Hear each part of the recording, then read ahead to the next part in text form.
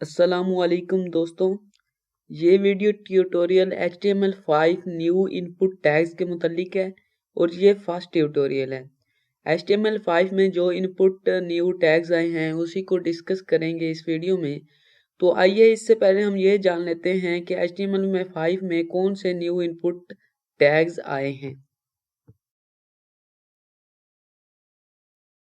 हमारे पास पहले नंबर पर जो टाइप है कलर है, दूसरे नंबर पर नंबर है, तीसरे नंबर पर रेंज है, फोर्थ नंबर पर जो टाइप है डेट है, फाइव्थ नंबर पर डे टाइम लोकल है, सिक्स्थ नंबर पर मंथ है, सेवन्थ नंबर पर वीक है, एट्थ नंबर पर टाइम है, नाइन्थ नंबर पर ईमेल है, टेंथ नंबर पर सर्च है, सर्च बॉक्स जिसे कहा जाता है। 11th नंबर पर हमारे पास टेलीफोन या टेल नंबर लेने के लिए है जो, और 12th नंबर पर हमारे पास URL पुट करने के लिए यूज़र से। तो आइए इसको प्रैक्टिकल करते हैं कि किस तरह हम इसे देखकर अपने HTML का लेआउट अच्छे तरीके से बना सकते हैं। अब हम प्रैक्टिकली करेंगे न्यू इनपुट टैग्स को। तो आइए स्टार्ट करते हैं। यहाँ पर हमारा जो HTML का स्ट्रक्चर है वो मैंने तैयार कर रखा है। सबसे पहले मैं इसका एक टाइटल दूंगा। यहाँ पर मैं इसका एक टाइटल दे देता हूँ। यहाँ पर मैं लिख देता हूँ न्यू इनपुट टैग्स इन HTML। ठीक है। अब वो कौन से टैग हैं जो HTML5 के वर्जन में हैं और इनका इस्तेमाल करके आप HTML की फाइल हैं उनको आसान तर बना सकते हैं। तो सबसे पहले हम जो हमारा पहला काम है, पहला जो टैग है वो है सिलेक्ट कलर। सिलेक्ट कलर का जो टैग है क्या करता है, ये किसी भी यूजर से एक कलर सिलेक्ट करवा सकता है। यहाँ पर मैं एक लेबल ले लेता हूँ। लेबल में मैं लिख देता हूँ सिलेक्ट कलर और जो लेबल का टैग है वो बंद कर दूंगा। ठीक है, लेबल। अब जो इनपुट टाइप है वो मैं एक कलर की लगाऊंगा। यानी कि आप देखेंगे कि यहाँ पर मैं इनपुट देता हूँ और उसकी जो टाइप है वो इज इक्वल टू कलर के, यानी कि यूजर कलर सिलेक्ट कर सके। आप नेम देना चाहें वो भी दे सकते हैं, यानी कि मैं यहाँ पर ब्लैक ही छोड़ देता हूँ। आप नाम देना चाहें तो आप आसानी से दे सकते हैं। अब मैं इसको सेव करता हूँ, ओपन इन ब्राउज़र करता हूँ और यहाँ पर मैं डेस्कटॉप पर सेव कर देता हूँ और इसका टैग सेव करते वक्त नाम दे देता हूँ न्यू इनपुट टैग्स .html। अब मैं फाइल को ओपन करने वाला हूँ। ओपन करने पर आप देखेंगे कि एक लेआउट आएगा कलर का। ये देखें कि फाइल ओपन हो रही है, अभी ओपन नहीं हुई, ये इस तरीके से ओपन होगी। ये वाली हमारे पास ये फाइल पड़ी है न्यू इनपुट टैग्स। अब मैं इसको थोड़ा सा जूम कर देता हूँ। आप देखेंगे कि एक कलर बनकर आया है जिससे मैं जो कलर सिलेक्ट करना चाहूँ आसानी से कर सकता हूँ। देखें ये कितनी बड़ी सहूलत आ चुकी है HTML5 में, जिसे यूज़ करके आप कोई भी कलर सेलेक्ट कर सकते हैं और सेलेक्ट जो होगा वो सिलेक्शन जो होगी वो जावास्क्रिप्ट के ज़रिए होगी। लेकिन मैंने जो मेरा मकसद था वो इनपुट टैग्स को दोहराना था। ये देखें कितनी बहुत फैसिलिटी दी है HTML5 में कलर सिलेक्शन करने की। ये तो था एक कलर का ट्यूटोरियल, थोड़ी सी कुछ गुफ्तगू। अब नेक्स्ट मूव करते हैं। हमारे पास एक टैग है नंबर का, यानी कि यूजर नंबर पुट कर सके, ना कोई टेक्स्ट ABC A से लेकर Z तक टेक्स्ट ना सेव कर सके बल्कि सिर्फ नंबर पुट कर सके। तो उसके लिए मैं एक लेबल ले लेता हूँ और उसका लेबल में का नाम दे देता हूँ नंबर के, यानी यूजर इसमें सिर्फ नंबर लिख सके जबकि दूसरा टेक्स्ट A से Z तक ना लिख सके। और यहाँ पर नंबर दूंगा और अब मैं देने वाला हूँ, शुरू करने वाला हूँ इनपुट।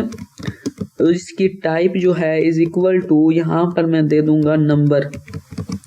आप नेम देना चाहें आसानी से दे सकते हैं, लेकिन मैं यहाँ पर इसे ब्लैंक ही छोड़ देता हूँ। रिफ्रेश करने पर आप देखेंगे कि नंबर आ चुके हैं और यहाँ पर मैं इसे मूव करा के नेगेटिव पीक वैल्यू की जानिब और नेगेटिव वैल्यू की जानिब आसानी से जा सकता हूँ। मैं यहाँ पर एक ब्रेक का टैग लगा देता हूँ ताकि ये एक लाइन ब्रेक हो जाए। BR का टैग दूंगा, सेव करूँगा, रिफ्रेश करूँगा और देखेंगे जो नंबर है वो तो पीछे ही रह गया। हमने यहाँ पर मिस्टेक की कि लेबल के पीछे देना है ब्रेक का टैग। यहाँ पर मैं इसे Ctrl X से Ctrl V से पेस्ट कर दूंगा। रिफ्रेश करने पर देखेंगे कि एक नंबर का टैग आ गया है, यानी कि इनपुट टाइप आ चुकी है जिसे मैं सेव कर सकता हूँ। अब आप ये सोच रहे होंगे कि नंबर भी प्रॉपर्टी भी होंगी। जी हाँ, नंबर्स की प्रॉपर्टी भी हैं, इसमें मैक्सिमम वैल्यू भी हो सकती है, मिनिमम वैल्यू भी हो सकती है। तो आइए इसी को ही डिस्कस करते हैं। मैं चाहता हूँ कि इसमें नंबर जो हो वो सिर्फ 10 तक चलें, तो इसके लिए मैं एक मिनिमम नंबर लगाऊंगा और मैक्सिमम नंबर लगाऊंगा। मैं चाहता हूँ कि मिनिमम नंबर हो 1 से स्टार्ट हो और मैक्सिमम नंबर कहाँ तक जाए, 10 तक। यहाँ पर सिंपली मैं इज इक्वल टू यहाँ 10 तक लिख दूंगा, सेव करूंगा। रिफ्रेश करने पर आप देखेंगे कि इसमें जो मैं नंबर दर्ज कर सकता हूँ वो 1 से नीचे नहीं जा सकता। ये देखें कि मैं 1 से नीचे नेगेटिव वैल्यू की जानिब नहीं बढ़ा, और देखें कि मैं 10 तक पहुंच चुका हूँ और जो मेरी गिनती है, नंबर्स हैं, वो 10 तक जा रहे हैं। आई होप कि आपको ये अच्छे तरीके से समझ आ चुकी है। इसके अलावा मैं इसमें स्टेप भी दे सकता हूँ। स्टेप मीन्स के एक के बाद कितने वक्फों के साथ ये हमारे नंबर हैं चले। स्टेप का टैग दूंगा और इज इक्वल टू, मैं कहता हूँ कि ये दो का वक्फा होकर ये चले, यानी कि ये 1 से स्टार्ट हो, ठीक है, फिर 3 आए, फिर 5 आए, फिर 7 आए, फिर 9 आए, बस। क्योंकि एंड वैल्यू 10 है, 10 से 2 प्लस करें तो 11 बनता है, और जो हमारी मैक्सिमम वैल्यू है वो 10 है। तो सिंपली मैंने इसे स्टेप दे दिया 2 का। आई होप कि आपको नंबर का जो टैग है, इनपुट टैग, अच्छे तरीके से समझ आ चुका होगा। इसके बाद हम नेक्स्ट को मूव करते हैं रेंज, यानी कि रेंज किसी भी यूज़र से यानी फ़ॉन्ट साइज बिगर या फिर किसी साउंड के लिहाज से आप उसको सिलेक्ट करा सकते हैं। यहाँ पर मैं इसे पेस्ट कर देता हूँ, बल्कि इसी को कॉपी कर लेता हूँ लेबल का, और रेंज का नाम इसे दे देता हूँ। Ctrl+C से कॉपी करूँगा और यहाँ पर पेस्ट कर दूँगा। यहाँ पर मैं नंबर के बजाय, यहाँ पर मैंने गलती की थी कि लेबल का टैग नहीं बंद किया, जबकि मैंने नंबर का टैग बंद कर दिया था। Sorry for this mistake. यहाँ पर मैं लेबल का जो टैग है वो क्लोज कर देता हूँ और लेबल में मैं लिख देता हूँ रेंज, के ये एक रेंज है, ठीक है। अब मैं इनपुट टाइप लगाता हूँ, ये यहाँ पर मैं लिख देता हूँ इस तरीके से, और यहाँ पर मैं लिखता हूँ input type is equal to, ठीक है, इज इक्वल टू क्या है कि यूज़र रेंज सेलेक्ट कर सके, रेंज RENGE रेंज। और इसके अलावा आप नेम देना चाहें तो दे सकते हैं, नेम इज इक्वल टू, मैं तो ब्लैंक ही छोड़ देता हूँ यहाँ पर। और रिफ्रेश करने पर देखेंगे कि रेंज बनकर आ चुकी है, जिसका बाय डिफ़ॉल्ट कलर जो है वो ब्लैक सा है। आप इसे रेंज के तौर पर सिलेक्ट कर सकते हैं, आप इसे वॉल्यूम कम करने के लिए सिलेक्ट कर सकते हैं, आप इसे फ़ॉन्ट साइज छोटा या बिगर करने पर सिलेक्ट कर सकते हैं। ये सारा जो सिलेक्शन का काम होगा ये जावास्क्रिप्ट के ज़रिए ही होगा। हम तो सिर्फ HTML सीख रहे हैं, जब जावास्क्रिप्ट के कोर्सेस आएंगे तो आप ये अच्छे तरीके से समझ जाएंगे। यहाँ पर मैं एक BR का टैग देता हूँ, बल्कि BR का टैग यहाँ पर देना पड़ेगा, एक लाइन यहाँ को ब्रेक हो, BR का टैग देने पर, और जो हमारी लाइन है वो ब्रेक हो जाएगी। रिफ्रेश करने पर आप रेंज दे रहे हैं। अब रेंज की भी कुछ वैल्यूज़ होती हैं। ये देखें कि ये बाय डिफ़ॉल्ट में से जो सिलेक्ट कर रहा हूँ 1 by 1 है। देखें कि ये स्टेप नहीं है, बल्कि एक तरतीब के साथ नहीं जा रही। इसे मैं जहाँ पर भी रोकूं तो मैं इसे रोक कर सकता हूँ। अब मैं चाहता हूँ कि इसकी ना जो वैल्यू हो वो कहाँ से स्टार्ट हो। मैं कहता हूँ कि इसकी वैल्यू 10 से स्टार्ट हो। तो उसके लिए हमारे पास, जैसा कि हमने नंबर में यूज़ किया, minimum value and maximum value, और वो ही हम इनपुट रेंज का जो टैग है उसी में हम यूज़ करने वाले हैं। मैं चाहता हूँ कि इसकी वैल्यू मिनिमम हो 10 से शुरू हो, ठीक है, यानी कि रेंज शुरू ही 10 से हो, और इसकी जो मैक्सिमम वैल्यू हो वो 100 तक जाए, 100 तक जाए। तो सिंपली मैं अब रिफ्रेश करने वाला हूँ। बाय डिफ़ॉल्ट आप देखेंगे कि मैं इसे सेलेक्ट करता जा रहा हूँ और इसकी मिनिमम वैल्यू से मैक्सिमम वैल्यू की जानिब बढ़ता जा रहा हूँ। देखें कि ये 10 से स्टार्ट होगी, ये देखेंगे कि ये देखें। अब इसमें मैं एक और भी स्टेप दे सकता हूँ कि यानी कि इतने वक्फे के साथ जो हमारी रेंज है वो चले। तो यहाँ पर मैं स्टेप देता हूँ इज इक्वल टू, यहाँ पर मैं स्टेप दे देता हूँ 20 का स्टेप। रिफ्रेश करने पर आप देखेंगे जो मेरी फाइल है यानी कि रेंज है वो झटके के साथ जा रही है। ये देखें 20, 20, 40 ये इस तरीके से जा रही है जी। तो दोस्तों आपने इसका डिफरेंस देख लिया। आप देखेंगे कि यहाँ तक मैंने स्टेप दिया और ये देखेंगे झटके के साथ 20-20 का स्टेप आ रहा है। आई होप कि आपको ये अच्छी तरीके से समझ आ चुका है। अब हम नेक्स्ट को मूव करते हैं। नेक्स्ट क्या होने वाला है वो है डेट एंड टाइम, यानी कि हम यूज़र को कहें कि वो डेट एंड टाइम सेलेक्ट करे। तो यहाँ पर मैं एक लेबल का टैग लेने वाला हूँ और यहाँ पर लिख देता हूँ डेट टाइम। ठीक है, सिंपली यहाँ पर जो लेबल का टैग है वो मैं कर दूंगा क्लोज। यहाँ पर मैं थोड़ी सी स्क्रीन नीचे कर देता हूँ। ठीक है, अब यहाँ पर मैं एक इनपुट टाइप दूंगा जिसका टाइप का नाम है डेट एंड टाइम के, यानी यूज़र एक ही एट अ टाइम डेट भी सिलेक्ट कर सके एंड टाइम भी। तो फिर इसका जो टैग टाइप है डेट एंड टाइम इकट्ठा लिखना है और यूज़र को कहो कि भाई जो टाइम सेलेक्ट करे वो लोकल हो। इसके अलावा आप नेम भी दे सकते हैं, नेम कोई भी दे सकते हैं। यानी मैं इसे यहाँ पर सेव कर देता हूँ। रिफ्रेश करने के बाद देखेंगे कि एक लेआउट आ जाएगा डेट एंड टाइम का। यहाँ पर मैं मंथ सेलेक्ट कर सकता हूँ। यहाँ पर क्लिक करने पर यहाँ पर मैं डेट एंड ईयर यहाँ पर मैं क्लिक करके आसानी से जो चीज़ ये देखें कि फरवरी 2023 से यहाँ पर मैं मंथ सेलेक्ट कर सकता हूँ, यहाँ से डेट और यहाँ से टाइम और यहाँ से AM PM। ये देखें कि कितनी सहूलत दी है इन्होंने HTML5 में।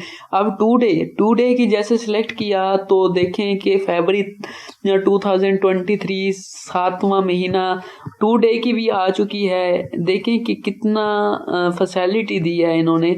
मैं इसे एक ब्रेक का टैग दे देता हूँ। ब्रेक का टैग देने से ये एक लाइन को ब्रेक हो जाएगी।